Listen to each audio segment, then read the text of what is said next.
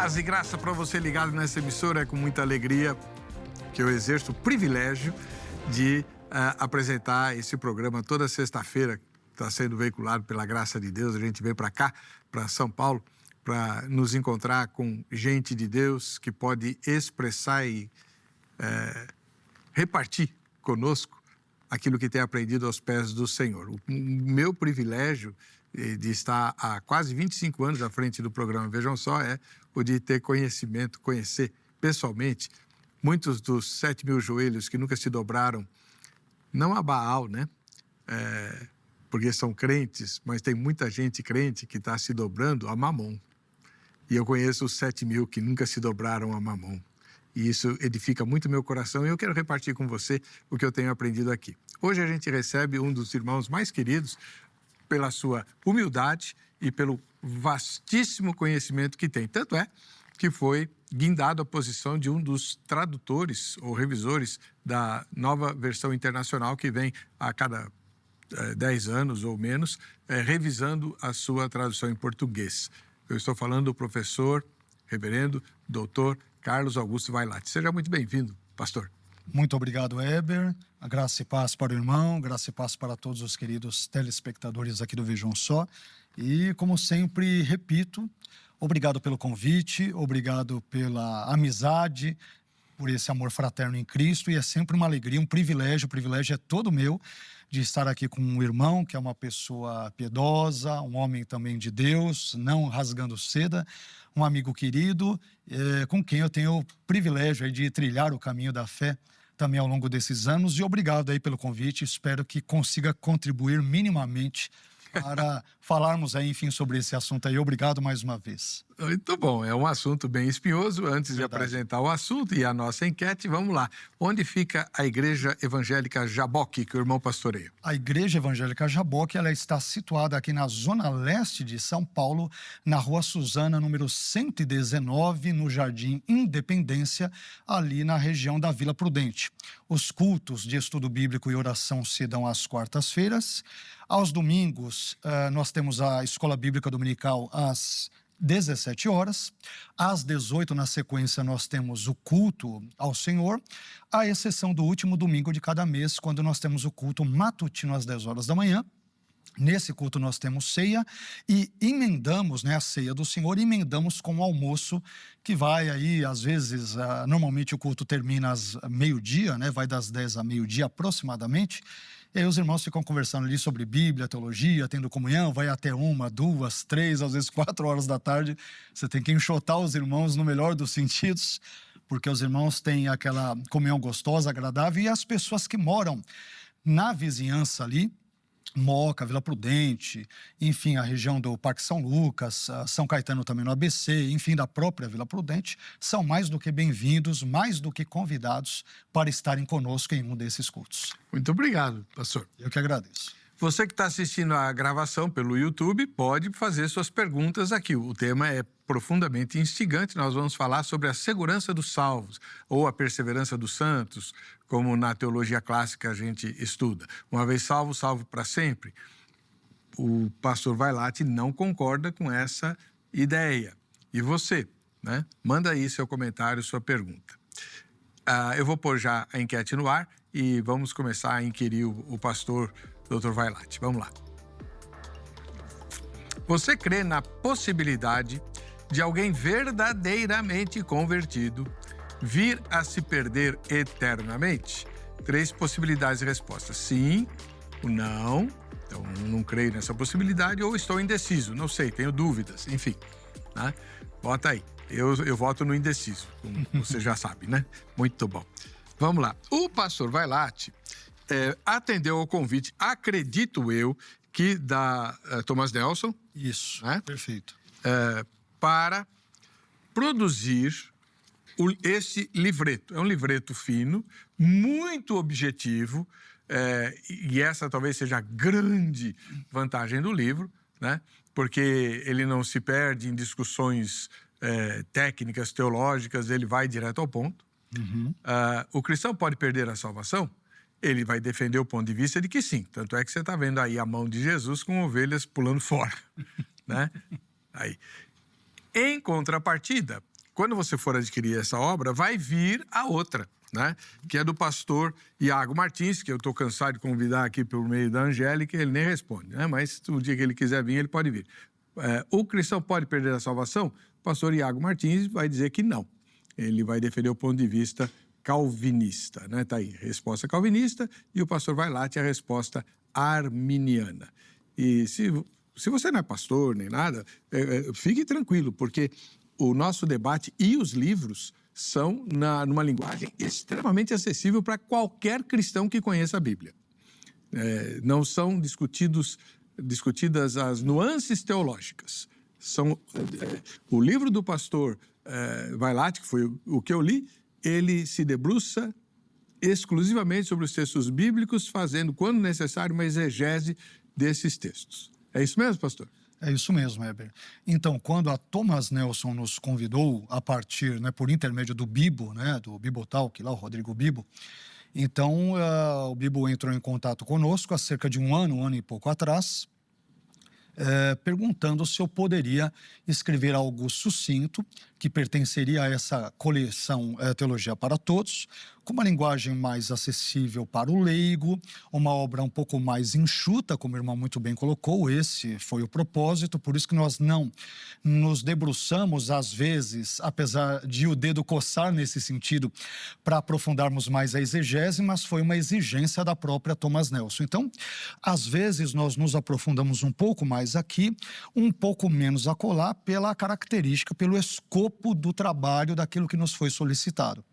Mas eu diria que eu fiquei contente com o resultado dentro da proposta que me foi feita.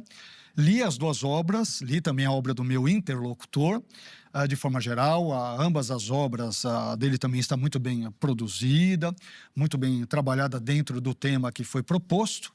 E eu espero, obviamente, que os leitores aí sejam abençoados. É uma discussão infindável de muitos séculos, é uma questão muito polêmica, como o irmão muito bem colocou, mas eu tenho dito, Heber, para os meus alunos, para outros pastores, para amigos, enfim, dentro do nosso contexto cristão, que eu, particularmente, não vejo nenhum problema nessa polarização, desde que o modo como ela seja feita seja adequado. Não aquela coisa beligerante, onde as pessoas brigam por nada, ou aquela coisa da polêmica como um fim em si mesma, não. Existem vários assuntos polêmicos na Bíblia, o irmão muito bem aqui, enquanto âncora do Vejam Só, sabe disso melhor do que qualquer pessoa, mas a minha preocupação é justamente valer-me desses assuntos e buscar, por meio de uma leitura histórica, teológica, exegética, sobretudo, chegar a uma melhor explicação. Então, não é um amor pela polêmica em si, mas ciente de que há muitos assuntos polêmicos e debatidos nas Escrituras, buscar, de fato, uma interpretação mais saudável, mais correta, mais aproximada ao possível das Escrituras. E é isso que eu espero que tenha alcançado esse objetivo. Vamos lá. Começar por uma exposição, o irmão é professor, sucinta e objetiva de o que é o arminianismo. O arminianismo, grosso modo, ele pode ser sintetizado por meio do seguinte acrônimo em inglês, que é a palavra inglesa facts, que vai dar fatos em português. Onde o F vem de freed by grace to believe, isto é, liberto pela graça para crer. O A de atonement for all, expiação para todos. O C de conditional election, eleição condicional. O T de total depravity, depravação total, que é o único ponto em que o arminianismo e o calvinismo ali dão as mãos entre aspas. Nós vamos ter, então, depois o S de security in Christ, segurança em Cristo, que é o foco dessa discussão pertinente a essas duas obras, envolvendo a perseverança dos santos. Então, esse é um resumo do arminianismo. As pessoas são salvas pela graça, mediante a fé. Essa graça pode ser resistida. Deus, na eternidade, onisciente que é, ele previu aqueles que creriam em Cristo e permaneceriam crendo até o fim de suas vidas, e também previu, onisciente que é, presciente que é, aqueles que não permaneceriam na fé até o fim. E em razão disto é que você terá os respectivos destinos do crente e do incrédulo selados. Isso, de forma super sucinta, é, de forma geral, o arminianismo. Primeira questão. Para o calvinismo, a fé é um dom de Deus. Correto. E para o arminiano? Então, eu falei isso já aqui no programa uma vez e as pessoas interpretaram mal, muitas delas maldosamente, outras de forma descontextualizada, outras ignorantemente. Quando eu disse que a fé não é um dom de Deus, no contexto do debate naquele momento, eu quis dizer que ela não é um dom de Deus no mesmo sentido do calvinismo. Porque o sentido em que um calvinista entende a fé como um dom de Deus, haja vista a leitura dos cânones de Dort, no contexto ali de 1618, né? 1619, aquela coisa toda, é um contexto muito complicado, porque os cânones de Dort, que é um documento calvinista, para quem eventualmente nos assiste e não saiba, esses cânones, Heber, e eu cito isso inclusive no livro, ele vai dizer algumas vezes, pelo menos 4 delas que eu bem selecionei, que Deus, ele dá a fé para alguns enquanto não dá a outros. Isso. E ele vai dizer, inclusive, que Deus dá não apenas a fé, mas dá a fé e a perseverança, o dom da perseverança na fé. Algo que Deus não dá para outros. Então, nesse sentido, se você me perguntar, poxa, Vailate, mas nesse sentido, você não crê que a fé é um dom de Deus? De jeito nenhum. Para mim, é uma interpretação absolutamente inadequada e não condizente com as Escrituras. Se você me perguntar, por outro lado, se a fé é um dom de Deus, no sentido, obviamente, de Armínio, eu subscrevo, eu assino embaixo. Então, na perspectiva de Armínio, de Jacó Armínio, teólogo holandês, a fé é um dom de Deus e, por ser um dom de Deus, é como se ela fosse um presente. E um presente como tal, ele pode ser recebido ou ele pode ser simplesmente rejeitado. Então, Armínio vai usar uma metáfora muito conhecida, que é a metáfora do mendigo. Então, todos nós, absolutamente depravados, pecadores e aquela coisa toda, quando digamos que esse presente nos é dado, nós temos que aceitá-lo. Mas nós podemos aceitá-lo e podemos, de igual modo, rejeitá-lo. E aí, obviamente, nós vamos entrar num subaspecto do arminianismo que vai envolver aquilo que nós conversávamos em off, aqui um pouco antes, aqui nos bastidores. Existem arminianos de 4 pontos, via de regra, muitos dos quais de perspectiva teológica mais batista, ou de denominação batista, que vão defender que a pessoa não pode perder a salvação. Quer dizer, eles subscrevem os 4 primeiros pontos do arminianismo, desses facts que nós dissemos, mas o S de Security in Christ, ele entende de uma forma muito semelhante à perspectiva calvinista, que não pode perder. Isso, a meu ver, e eu critico brevemente essa perspectiva no livro, eu acho incongruente. Não só eu, como muitos teólogos e estudiosos arminianos, pelo seguinte: na perspectiva arminiana, uma vez que eu sou dotado pela graça de Deus, Deus este que é soberano, eu sou dotado de liberdade, sem entrar em todas as nuances do que é livre-arbítrio e tudo, então eu posso resistir à graça tanto antes de ser convertido, como depois, ou seja, durante toda a minha vida, eu posso dizer sim ou não à graça. Então, como assim, em algum momento na minha vida pregressa, antes da minha conversão, eu, naquela época, naquele contexto, eu poderia dizer não à graça, e depois que eu me converto, eu não posso mais dizer não? O que mudou na minha natureza para que eu não possa dizer isso?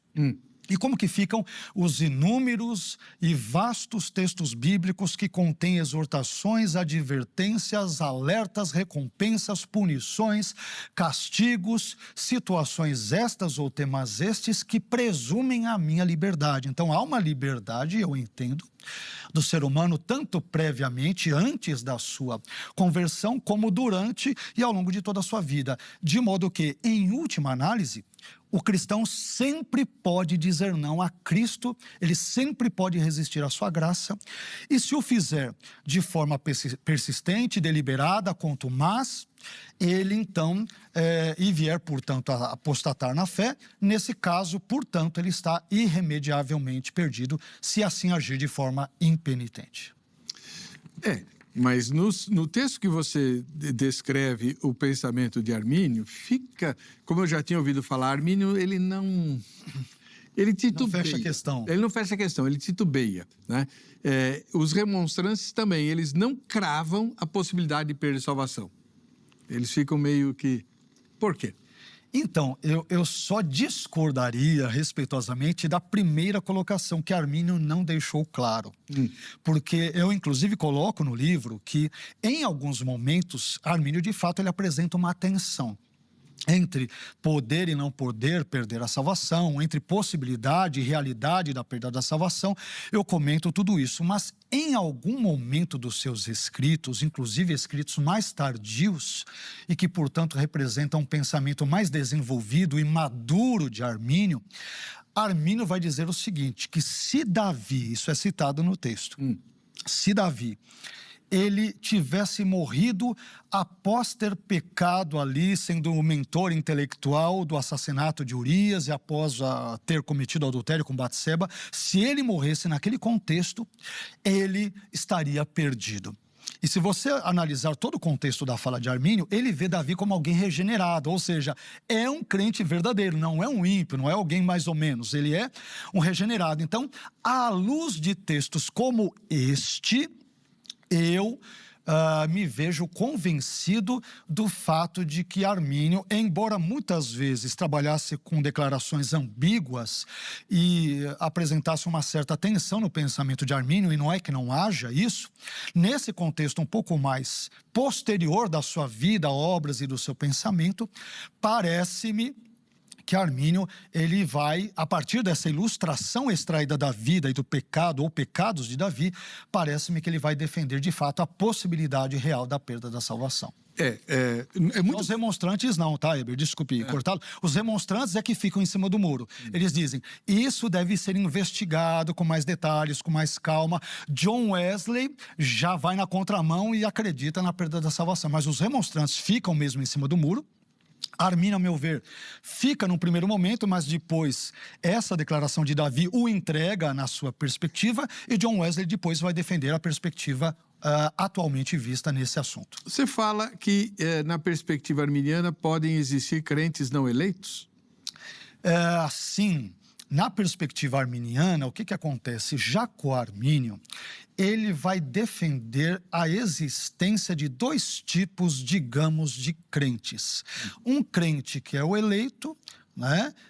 E nesse caso, outro crente que não é eleito. Então, o que vai caracterizar um e outro, o que vai identificar um e outro é a perseverança na fé, é a permanência na fé. Que depende do crente. Depende do crente pela ajuda da graça, com o auxílio da graça, sim, com a concorrência da graça. É importante completar a frase, porque senão as pessoas ouvem, tá vendo, depende do homem e tal, mas é o homem que deve perseverar, não é Deus que irá perseverar por mim, haja vista as declarações, via de regra, calvinistas. Mas se você pegar até autores calvinistas, como o falecido R.C. Sproul, J.C. Ryle, entre outros, você vai perceber que eles deixam claramente na sua concepção de santificação, eles transparecem de forma muito clara uma perspectiva sinergista. É o homem que tem que santificar, não é Deus que tem que se santificar, não é o querubim, não é o anjo, não é o serafim, não é muito menos um demônio, é o crente que tem que se santificar. E essa santificação, ela é uma conditio sine qua non, é uma condição indispensável para a salvação. Haja visto o que diz Hebreus 12:14. Siga a paz com todos e a santificação, sem a qual ninguém verá o Senhor, isto é, sem a qual ninguém será salvo. Então, o conceito de regeneração é diferente entre calvinistas e arminianos? Ele é bem diferente. Na perspectiva calvinista, não de todos os calvinistas, nós não temos um calvinismo unívoco, assim como não temos um arminianismo, unívoco. Então, via de regra, no calvinismo clássico, raiz, a regeneração antecede, de fato, a salvação. Ou antecede a fé, para deixar mais claro isso. Na perspectiva arminiana, que eu vejo, respeitosamente falando de novo, muito mais clara à luz das Escrituras, a fé irá anteceder, na verdade, a regeneração, porque o texto bíblico, para não dizer a Bíblia toda, sobretudo o Novo Testamento, ele diz, creia e será salvo, e não seja salvo e crerás. E aí nós teríamos um problema seríssimo no calvinismo. Se a pessoa primeiro regenerada para ser salva depois, então ela não é justificada pela fé, ela é regenerada pela eleição incondicional, algo que a Bíblia não ensina, ou seja, Deus regenera ímpios. Olha que absurdo. Deus regenera ímpios. Você é ímpio, Deus te regenera, depois é que você passa a crer. Não é uma justificação pela fé. Porque você antes... é um incrédulo, não tem cabimento É isso. que no calvinismo, antes de tudo, esse cara já era um eleito. Então, se ele é eleito, Deus vai fazer a obra nele, vai regenerar para que ele possa crer. Sim, perfeito, ok. No arminianismo, a fé é uma resposta humana. Todos, pela graça comum... Proporcionada pela graça, ok. Pela graça comum, tem a capacidade de crer, caso deseje, caso queira. E pode desistir de crer também. Só um detalhe, graça comum, só me perdoe, graça comum mais pode ser de uma perspectiva wesleyana. De uma perspectiva do arminianismo clássico, essa graça é uma graça que é oriunda da pregação do evangelho. O arminianismo clássico, ele vai entender que esta graça, ela foi a partir da pregação do evangelho, diferentemente da perspectiva de John Wesley, em que você tem uma graça difusa em todo o cosmos e que, portanto, facilita ou favorece a conversão do indivíduo. Então, tem algumas diferenciações nesse aspecto. E, só para fechar essa questão do armínio, a apostasia não significa necessariamente que a pessoa vai cair em pecados grosseiros. Ela pode até não se tornar uma pecadora contumaz, ela deixa de crer apenas. Isso, exato. Só voltando àquele item, Heber, que talvez não tenha ficado muito claro, sobre Armínio, ele vai defender dois tipos de crentes, né? Então, o eleito é aquele cuja fé inicial, a fé no seu desenrolar e a fé final é pré-conhecida por Deus desde a eternidade. Então, Deus conhece todos esses estágios da fé. Ele conhece o indivíduo com a fé inicial em Cristo. Deus pré-conhece o onisciente, que é o desenvolvimento e a continuidade dessa fé em Cristo. E Deus sabe que esse indivíduo, nos seus últimos dias de vida, no seu último momento, ele também continuará crendo em Cristo. É o texto de 2 Timóteo capítulo 4. Combate o bom combate, acabei ali a carreira e guardei a fé. Ele guardou a fé até o final da vida. Esse é o eleito. Então, o que é um crente nesse aspecto, na perspectiva de Armínio? É alguém que pode ter começado a crer em Cristo. Se tivesse morrido enquanto crente, ele seria salvo. Mas Deus onisciente, que previu que esse indivíduo começaria crendo, mas na continuidade da sua jornada de fé, ele apostataria. Ou seja, a apostasia, que é um conceito importante, eu não sei se você me permite só citar isso é importante porque distingue calvinistas de arminianos. Para um calvinista típico, pode haver nuances distintas, mas, de forma geral, eu cito no livro, a apostasia envolve o abandono de uma fé outrora professada. O sujeito não necessariamente era um crente verdadeiro. O arminiano acha essa conceituação, essa definição muito esquisita. E para um arminiano, a apostasia envolve o abandono deliberado, sistêmico, reiterado, de uma fé outrora abraçada e vivida. Ele não apenas a professou, ele a viveu. Então, aquilo que para um arminiano o sujeito viveu de fato o cristianismo, para um calvinista não, ele apenas professou, ele foi apenas nominal.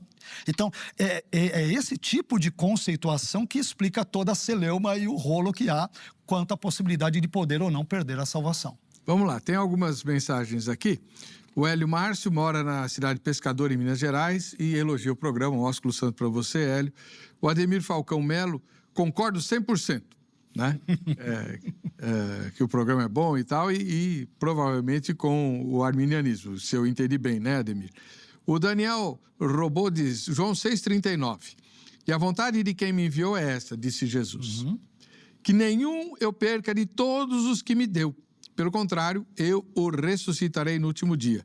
No arminianismo, Jesus não cumpre esta vontade do Pai. Não é verdade, né? Nessa perspectiva, o próprio calvinista F.F. Bruce, no seu comentário sobre João 17:12, vai dizer que Judas foi dado a Jesus ali pelo Pai. Mas aí o Bruce, que é calvinista, conclui, mas a apostasia é uma realidade, é algo factual, mesmo aqueles que assim são dados ao Filho pelo Pai. Ou seja, ele tem uma perspectiva, curiosamente, que lembra a leitura arminiana. Então, eu discordaria. Eu trabalho esse texto com um pouco mais de detalhes no livro, e eu comento, se você ler o contexto de João 6, quem são essas pessoas que são dadas ali a Jesus e que, portanto, ali serão ressuscitadas no último dia? Essas pessoas ouvem a palavra, elas seguem a Jesus e assim por diante. Quem deve ouvir a palavra e quem deve seguir a Jesus e querer segui-lo é o crente. Mas se em algum momento nessa trajetória ele deixar de seguir, evidentemente, dentro do outro texto, joanino, ele acaba caindo da graça e, portanto, perde a salvação. Aí eu tenho que chamar um intervalo. Tá, a gente já volta já com a seguinte pergunta, né? Você menciona no livro um texto de João em que Jesus fala, aqueles que me ouvem e continuam me ouvindo, Exatamente. Aqueles que me seguem e continuam me seguindo. Só que não tem nenhuma versão bíblica, nem a NVI que você trabalhou, que faz isso. Será que não é uma forçadinha lá na interpretação do grego? A gente volta já.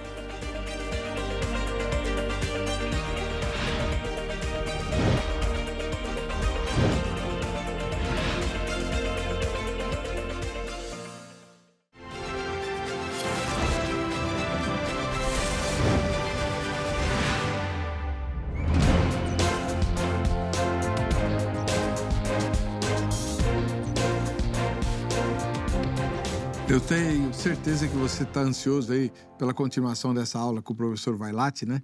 E isso está instigando você a estudar a teologia ou a Bíblia de forma muito mais profunda. A Academia Teológica da Graça de Deus tem a resposta para você. Onde quer que você more, você pode fazer o curso bíblico da grade, que tem nuance teológica, e depois você pode fazer o curso de análise bíblica, que é, na verdade, um curso teológico mais básico.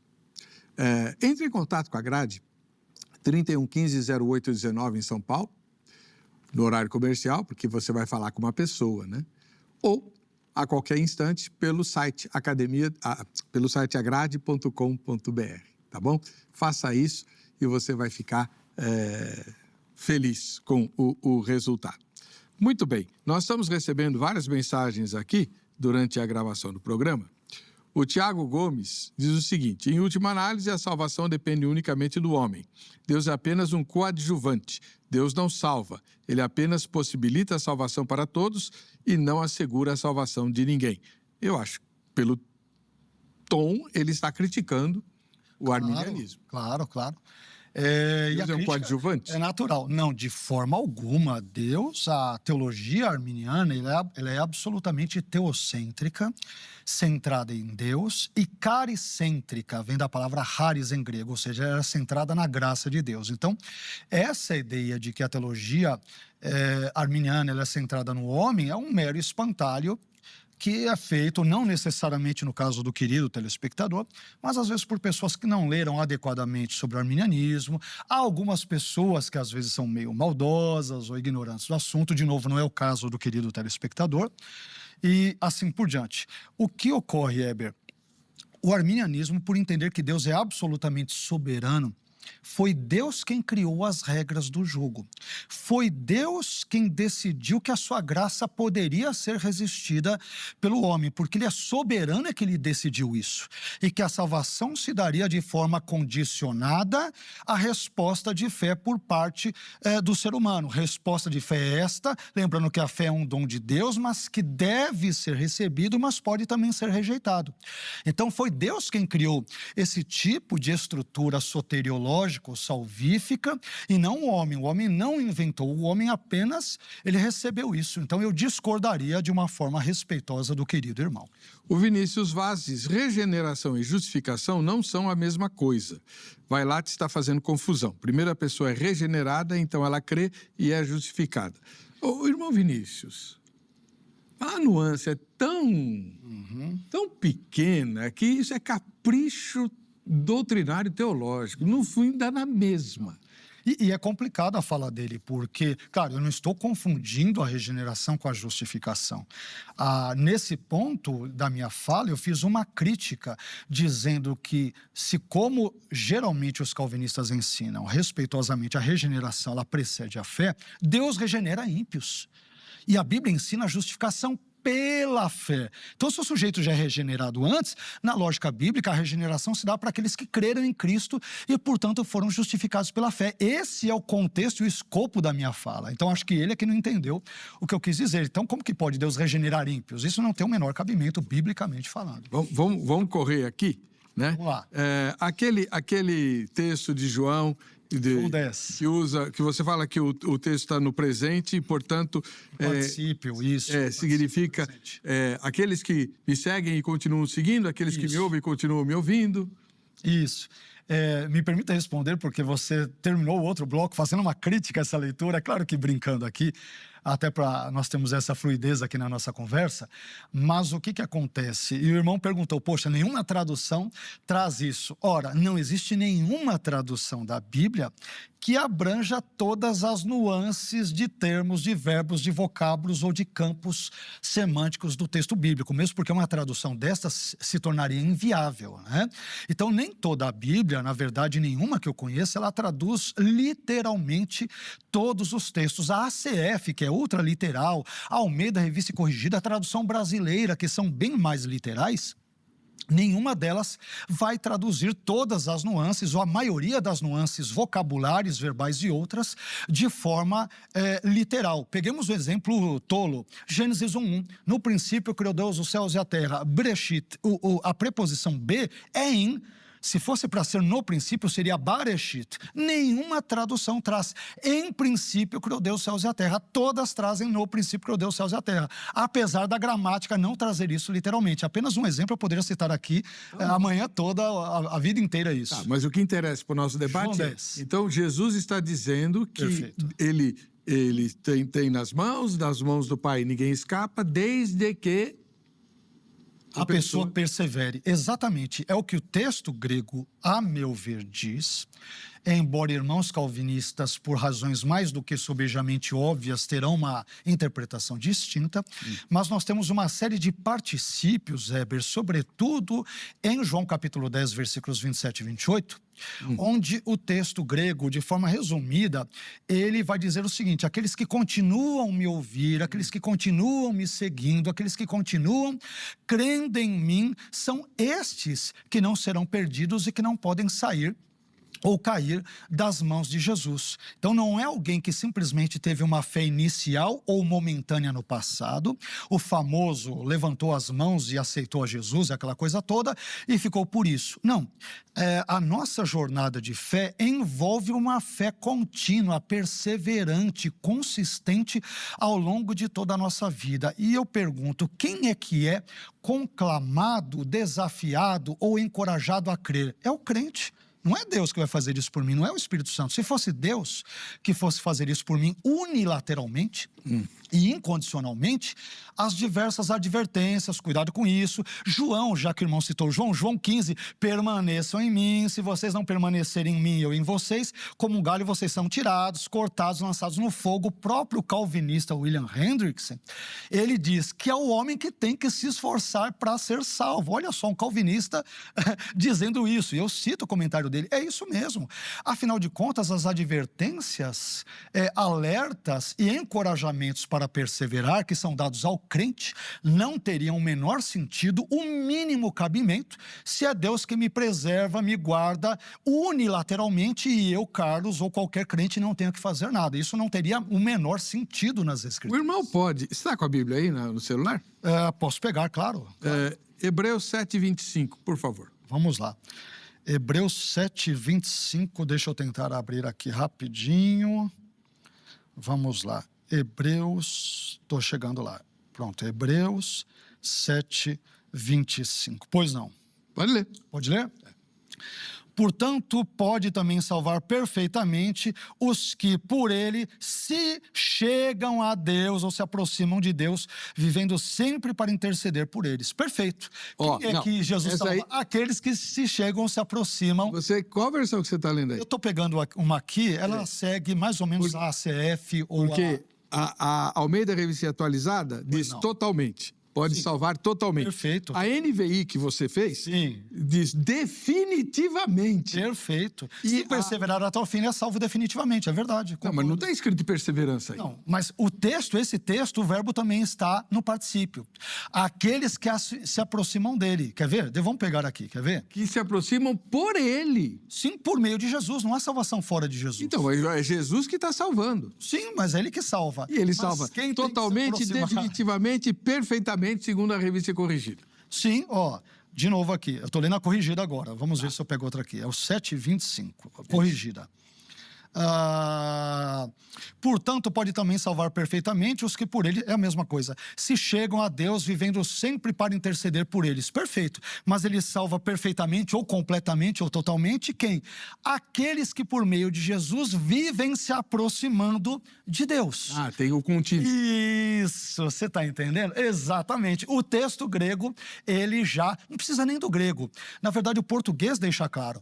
Então, aqueles que se aproximam de Deus, aqueles que perseveram se aproximando de Deus por meio de Jesus, não há salvação fora de Jesus, qualquer arminiano, qualquer cristão conservador concorda com isso. Então, desde que eu me aproxime de Deus por meio de Jesus, eu sou salvo. E se eu não me aproximar, e se em algum momento eu deixar de me aproximar e morrer nesse estado, logo eu não sou salvo. Então, esse texto é simplesmente respondido, tranquilamente.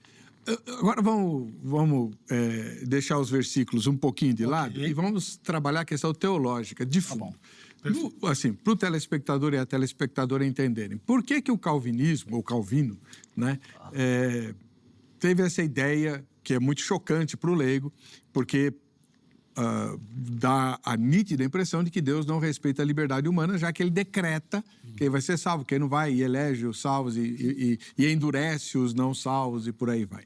Por que ele fez isso? Por que ele defende a ideia de que uma vez salvo, salvo para sempre? Pelo desenvolvimento do pensamento de quem é o Salvador. A obra do Salvador, ela é perfeita, completa e total. Se o crente, salvo por Jesus, perder a salvação, então essa obra não foi perfeita.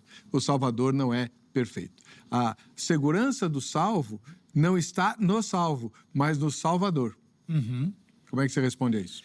Eu concordo que a segurança está no Salvador, mas eu só complementaria não unilateralmente no Salvador. Esta é a divergência. Por quê? Jesus, ele não fará absolutamente tudo por mim. De novo, caso contrário, qual o sentido das advertências, dos alertas? Permaneça em mim, continue crendo. Olha, aquele que está em pé, cuide para que não caia. Aquele que perseverar até o fim, Mateus 10:22, será salvo. Qual o sentido desses inúmeros textos bíblicos, se tem apenas uma pequeníssima amostra, se tudo depender unilateralmente de Deus? Entenda-se de Jesus, do Espírito Santo, do Pai. Então, qual o sentido? Você entendeu? Então, a meu ver, esse é o problema na leitura calvinista. Além disso, Calvino tem outro elemento, tem vários outros problemas, eu digo, de novo, com respeito, é claro, na interpretação de Calvino, porque quando a gente lê as Institutas e outros textos de Calvino, Calvino ensina um negócio que muitas pessoas não falam, eu toquei nessa ferida no texto, que é a chamada fé temporária. Então, por exemplo... Ele tem que explicar Hebreus. Exatamente. Não só Hebreus, mas outras coisas. Então, o que Calvino vai dizer? Vamos pegar a situação de um apóstata. Perfeito, que é o nosso debate. Se uma pessoa, imaginemos que ela comece a sua vida crendo, a vida cristã crendo, é óbvio, senão não seria crente. Mas em algum momento ela decai dessa fé, ela abandona e suponhamos que ela morra incrédula. Como que Calvino, por exemplo, poderia responder? Poderia dizer que ela nunca foi crente, ou poderia dizer que ela teve uma fé, mas uma fé temporária. Uma fé que no início ela está presente na vida desse indivíduo, mas que com o tempo ela se esvairá. Olha só, isso eu estou citando textualmente Calvino. Qual o problema disso? Chega no final das contas, no juízo final, tem o juiz do trono branco com milhões ou bilhões, não sei quantos de incrédulos. Deus vai dizer, fulano, cicrano, beltrano, abre o livro da vida, das obras e tal, você não creu em mim, não perseverou em crer em mim? Como assim? O Senhor me deu apenas uma fé inicial, essa fé era temporária, o Senhor a resgatou, tirou de mim, o Senhor deu o pirulito para a criança começou a gostar, o Senhor tirou o pirulito e está me cobrando e me responsabilizando por não ter permanecido em algo que o Senhor me sonegou e tirou de mim. Romanos 9. Isso é absurdo. Aí Romanos 9 é outro caso que não se encaixa, né? Entendeu? Só que a culpa será da pessoa, isso é complicado. Aí você pega calvinistas como R.T. Kendall, que vão dizer que a doutrina, o ensino da fé temporária de Calvino, ela foi o escândalo do calvinismo inglês. Ela foi o constrangimento e o escândalo do calvinismo inglês. E eu concordo, né? Porque essa doutrina é escandalosa. Quer dizer, então é nesse sentido, voltando à pergunta feita inicialmente, que eu não creio que a fé é um dom de Deus no sentido calvinista, né? Agora, no sentido arminiano, de que é um dom de Deus, mas que eu devo recebê-lo e posso não recebê-lo, posso rejeitá-lo, posso dizer não à graça, sim. E isso não me torna o centro das atenções. Foi Deus quem decidiu soberanamente que a salvação seria condicional. Em Efésios 2, 8, Tá. diz, isto não vem de vós, é dom de Deus, não vem das obras para que ninguém se glorie. Você discute no livro, mas eu queria que você falasse. Perfeito. Então, esse texto aqui, pela graça sois salvos, né, de apisteos, por meio da fé ou através da fé, cai tudo. E isto, pronome demonstrativo, não vem de vós, é dom de Deus. Temos uma grande discussão quanto a esse texto, porque irmãos calvinistas, exegetas calvinistas, via de regra, se valem desse texto para dizer que a fé é um dom de Deus, mas no sentido calvinista que eu brevemente citei. Que é a ferramenta de salvação. Isso, ok. Deus elegeu o sujeito, Deus me elegeu, ele vai fazer eu crer. Isso, ok, na perspectiva calvinista. Na perspectiva arminiana, ele não vai fazer eu crer. Ele vai me dar todas as condições, vai me impulsionar, me influenciar e tudo, mas eu posso não crer. Eu é que decido. Pela graça de Deus. Pela graça de Deus, eu posso dizer sim ou não, né? Por causa das advertências e por causa de todo o escopo bíblico. Então, a questão é a seguinte, a leitura desse texto, normalmente, muitos entendem o seguinte, não, a fé é um dom de Deus, só que a palavra fé ali em grego, a palavra pistis, ela é feminina, tanto quanto a palavra charis, graça, que também é feminina. E o pronome demonstrativo tudo, ele é neutro, que é isto. Então, ele não pode estar se referindo ali à fé, que é um substantivo feminino, porque em grego há uma concordância nesse aspecto gramatical, e não pode também se referir à graça. Então, portanto, a meu ver, citando Archibald T. Robertson, um importante exegeta batista e profundo conhecedor do grego, nesse contexto, ele vai dizer que o isto diz respeito ao ato de ser salvo pela graça de Deus e mediante a fé enquanto resposta humana, porque sou eu que tenho que responder. Né? A Bíblia sempre conclama, convida, exorta o crente a responder em fé. Então é por isso exatamente que nós seremos ou não condenados no final das contas se nós resistirmos à graça ou se nós não resistirmos a ela. Essa é a questão. Explica para nós, professor, uma denúncia que você faz no livro que é muito chocante, né? Nos escritos a respeito dos cânones de Dort, isso. Há a parte de um versículo de Romanos, capítulo número 8, que é deliberadamente omitida. É verdade? Bom, pelo menos na edição que eu tive e tenho acesso aos cânones de Dort, de uma editora calvinista, que não vem ao caso citar aqui, né? Você pega aquele texto de Romanos 8, 29 e 30, aos que dantes conheceu, a estes predestinou, chamou, justificou e glorificou. Os que dantes conheceu não aparecem nunca. Ele nunca aparece ali nessa corrente de ouro que os calvinistas citam. E eu percebi que isso ocorre com uma certa frequência nos livros calvinistas. Não é que ocorre em todos, não estou dizendo que todos, não estou generalizando, não sou tolo, né? Mas eu percebo com grande frequência, e olha que eu li muitas obras calvinistas, muitos bons comentários calvinistas, e eu percebo com uma estranha insistência, essa ausência muito esquisita da primeira parte de Romanos 8, 29, que envolve o verbo grego prognosco, aos que antes conheceu. Por quê? Porque se você ler uma leitura bem literal, aos que dantes conheceu, previamente conheceu, isso apontará para a presciência. Então, a percepção que eu tenho é que, como os calvinistas não querem que isso de longe favoreça uma leitura arminiana, muitos deles acabam não citando. E isso ocorre nos cânones de Dort, que eu consultei, e ocorre em vários outros documentos, até comentários de Romanos 8, 29 e 30, de calvinistas, né? Até o meu interlocutor nessa coleção, ele vai citar conheceu, ele não cita conheceu de antemão ou pré-conheceu, ele mesmo não cita o sentido total, por exemplo, de prognóstico. Olha que coisa curiosa. Aí é uma Isso manipulação, né, lamentável. Agora, nesse mesmo texto tem uma promessa absurdamente maravilhosa. Perfeito. Quando Paulo diz que nada pode nos separar do amor de Deus que está em Cristo Jesus. Ele faz uma lista interminável lá, nem anjo, nem potestade, nem demônio, nem altura, nem profundidade, nem a vida, nem a morte. Nada nos separa do amor de Deus em Cristo Jesus. Correto. E aí ele não está falando que o crente tem que ficar perseverando. Então, Romanos capítulo 8, versículo 1, no contexto, diz que não há nenhuma condenação para aqueles que estão em Cristo Jesus. Eu tenho que estar em Cristo Jesus, que não andam segundo a carne, e o verbo grego ali ele aponta para uma ação contínua, mas o fazem segundo o Espírito. Então, se eu estou em Cristo Jesus, eu posso não estar. Romanos capítulo 15, permaneçam em mim, eu permanecerei em vocês. João capítulo 15, obrigado pela correção. Então, eu tenho que permanecer em Cristo, para que Cristo também permaneça em mim. E eu tenho que andar continuamente no Espírito e não segundo a carne. Então, pessoas que agirem assim, essas pessoas não precisam se preocupar, porque está tudo garantido para elas. Eu subscrevo e assino embaixo. As pessoas só citam contexto, que nada nos separará do amor de Deus, e, incrivelmente, é outra coisa que eu observo com frequência. Calvinistas, muitas vezes, arminianos também às vezes fazem isso, não é exclusividade calvinista, para ser honesto intelectualmente. Mas, muitas vezes, eles ignoram o contexto da passagem. Eles citam aquele 2 versículos, ignoram tudo que veio antes e tudo que veio depois. Se você ler, você vê que o irmão citou aqui, é só ir para o início. Eu tenho que estar em Cristo, para não citar outras coisas, brevemente aqui de memória.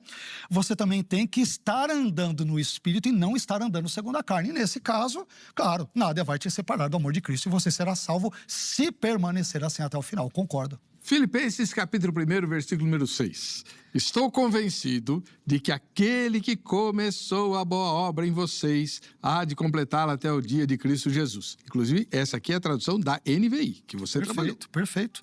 Então, esse texto, no mesmo contexto, ele vai dizer, por exemplo, no capítulo 2, versículos 14 a 16, fazei todas as coisas sem murmurações nem contendas, para que sejais irrepreensíveis e sinceros, filhos de Deus, para que vocês sejam filhos de Deus, inculpáveis no meio de uma geração corrompida e perversa, entre a qual resplandeceis como astros no mundo, retendo a palavra da vida, para que no dia de Cristo possa gloriar-me de não ter corrido nem trabalhado em vão. Ou seja, você tem que permanecer retendo a palavra, confiando em Cristo, para que o trabalho de Paulo entre os filipenses não seja em vão. Então, Filipenses 1,6 tem que ser lido, por exemplo, à luz de contextos como o capítulo 2, versículos 14 a 16. Sempre o contexto, ele ajuda, ele se encarrega de refutar, a meu ver, a perspectiva calvinista. A gente está chegando ao final do programa. Poxa, já? Temos poucos minutos.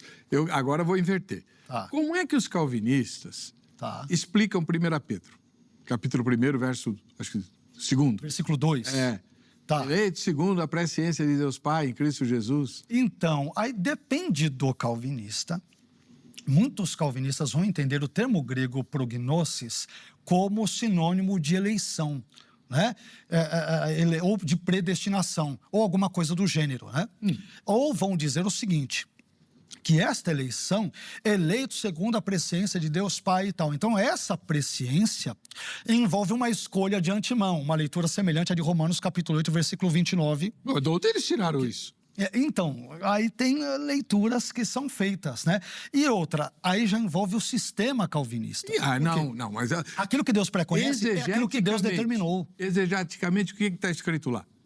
Sim, eclectos kata prognosin theu patros, eleitos conforme a presciência, ou de acordo com a presciência, ou segundo a presciência de Deus Pai. Ponto, é isso. Então, só que aí que tá, no sistema calvinista, aquilo que Deus preconhece é aquilo que ele determinou de antemão.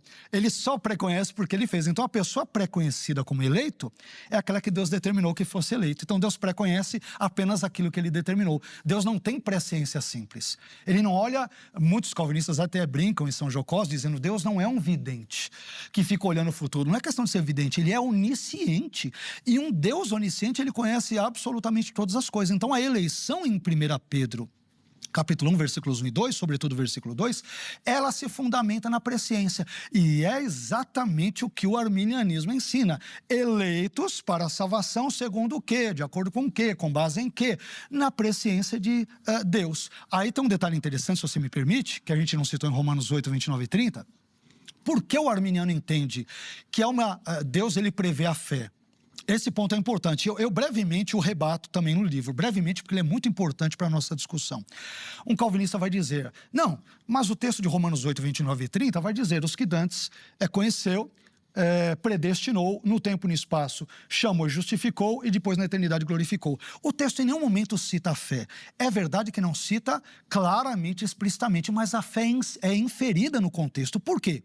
Olha só, aos que dantes conheceu, eternidade, predestinou, eternidade. No tempo e no espaço, chamou, por meio do chamado externo da pregação do Evangelho, interno do Espírito Santo.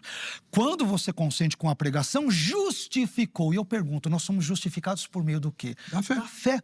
Então, esse é o discurso arminiano. Deus previu a fé, porque se Deus justificou, Deus não justifica incrédulos, voltando ao assunto inicial, que a regeneração precede a fé na visão calvinista. Deus justifica crentes, ele não justifica incrédulos. Então, Deus certamente prevê, esses justificados, eles foram pré-conhecidos na eternidade como crentes. E ao, portanto, perseverarem pela graça até o final das suas vidas na fé, eles serão glorificados no contexto do versículo 30 de Romanos 8. Agora, bem rapidinho, professor, como é que o arminianismo vê os decretos de Deus ou eles não existem?